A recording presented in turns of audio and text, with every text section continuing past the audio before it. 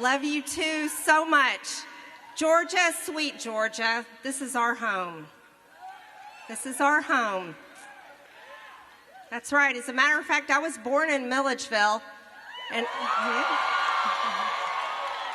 I was a little girl in Macon, Georgia. We need to talk about our history a little bit. Let's talk about it. For the past 8 years, we have been through so much together. It's been quite a ride, and Donald Trump, our former president, 45th president of the United States, has brought us on this ride. And it's important to recognize it.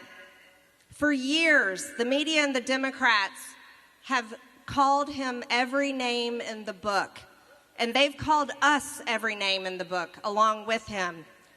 Never forget it was Hillary Clinton that declared we were all deplorable.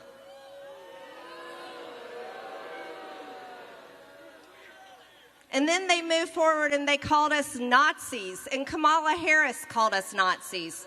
She called these rallies Nazis. Now, as the media and the Democrats have tried to tell America who Donald Trump is, we know exactly who he is because he was our president for 4 years. You can't lie to us. You can't lie. And you want to know what else you can't lie about? You can't lie to us about who Kamala Harris is either.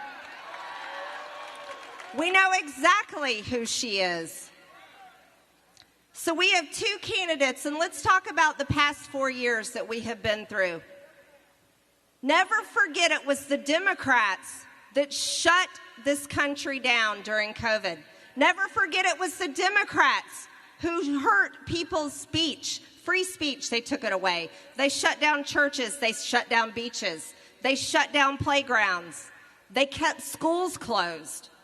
If you're someone in this audience tonight and it's your first time voting, you lost prom, you lost your graduation, you probably lost your part-time job, your sports and your activities were shut down, and that happened through Democrats, and it should have never happened. But moving forward, let's talk about what they did with full Democrat control in Washington, D.C., under Joe Biden, under Kamala Harris, under Democrats controlling Washington. They passed some of the most horrific bills that I had to vote no on. As they lecture America about supposedly women's reproductive rights, I want you to know that Nancy Pelosi and the Democrats passed a bill in the House twice that would legalize abortion to the day of birth. That is not a reproductive right. They are the party of radical, barbaric baby murder. That's right. This is not a party that's pro-women. This is a party that celebrates and promotes men pretending to be women coming into our bathrooms and our daughters' sports. This is not a party that is pro-women. As a matter of fact, this is a party that is destructive for women. And they have lied and lied to women in America, and it's wrong. And the right thing that we can do is to stand up for women. Because when we're standing up for women, we are protecting our women's sports. We are protecting our daughters from the lies of the left and protecting our sons. And the most important lie we have to protect our children from is the lie that you can change your gender to something else. These are the lies of the left, and these are the lies that they have told for the past 4 years. Now, I want you to imagine going forward if Kamala Harris were to become president of the United States.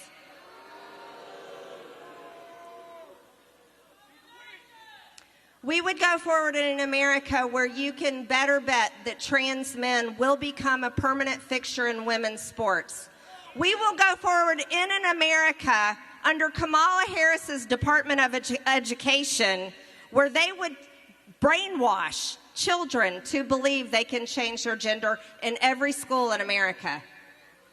We would go forward in our country with wide open borders, where under borders are Kamala Harris, they've already brought in tens of millions of people, tens of millions that have murdered Americans. Think of this.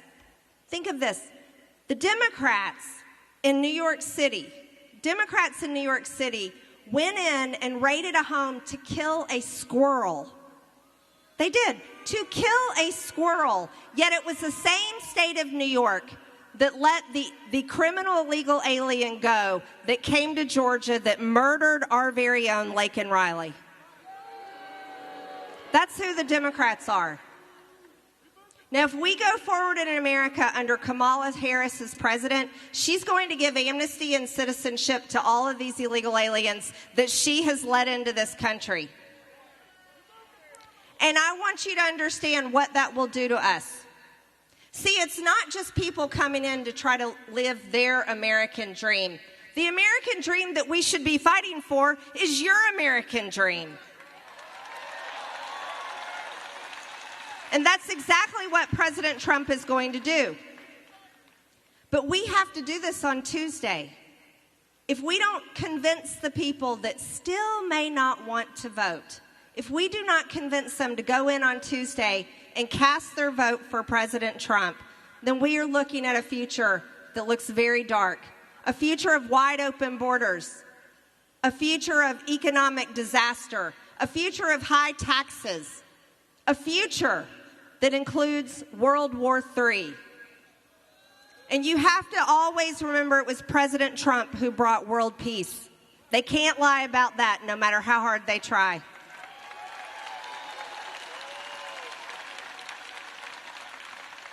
Now, my fellow Georgians and friends and family who are here today, we have been on this MAGA train for a long time, since 2016. And here we are, we're seeing it come to an end, and I know many of you in the audience tonight feel emotional about that, just as I do. My first Trump rally was right here in Macon, Georgia. It was. Years ago, and I can't believe that my last Trump rally on the campaign trail is right here in Macon, Georgia. But here is the message that you all need to understand. This is not the end. It's not the end. You see, President Trump is the father of our movement. He's the founding father of Make America Great Again. He's the founding father of America First policies that have turned the entire country and the world's focus back to how we should be governing. And we have a responsibility, at least my generation of politicians do, and so do many of my colleagues. You see, along with President Trump, when we elect him on Tuesday and put him back in the White House, right? We have a great responsibility to pick up this mantle along with him and carry it forward. This may be the last Trump rally in Georgia of this campaign cycle, but this is not the end of the MAGA movement.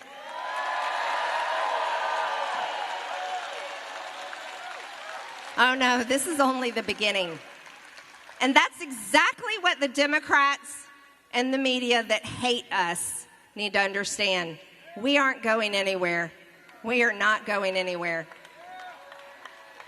And here's the message that really needs to be understood across the aisle, is no matter the nasty names you call us, no matter how much you look down on us, no matter how much you want to lock us up and put us in jail, here's something you need to remember. You see, we're your brothers and sisters, your daughters and sons, your mothers and fathers, your cousins, your aunts, your uncles. We're your friends and your neighbors. And shame on every single one of you for treating us the way you have treated us for the past 8 years.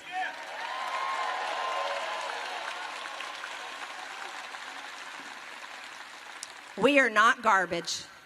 We are not Nazis. We are not fascist. We are not deplorable. We're Americans, and we love our country, and we love our fellow Americans.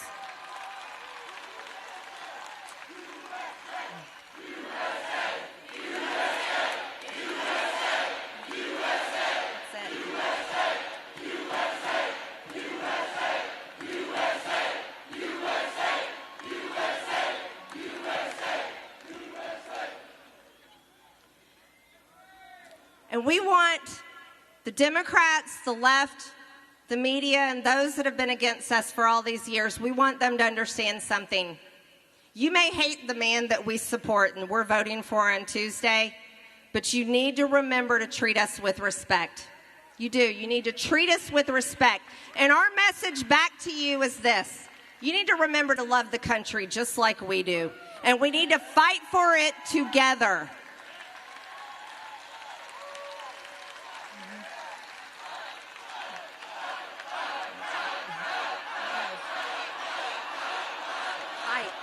Fight.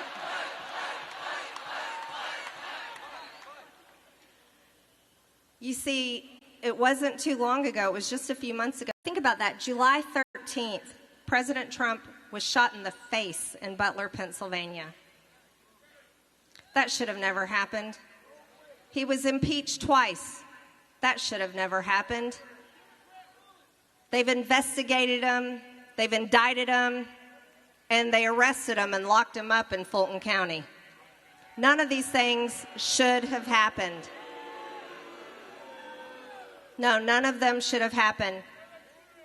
And there's other things that shouldn't have happened to Americans. January 6, 2021 was not an insurrection.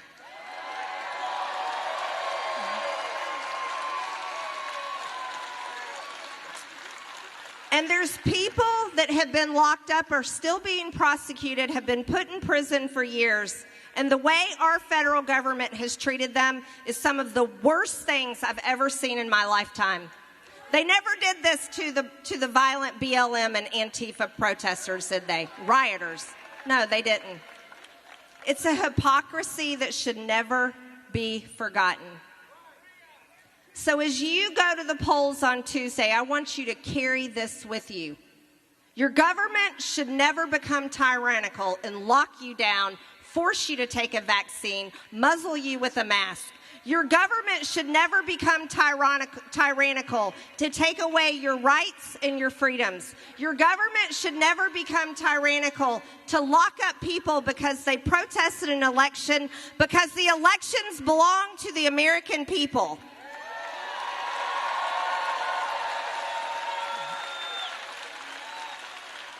So on Tuesday, Georgia, let's vote for Donald J. Trump and send him back to the White House.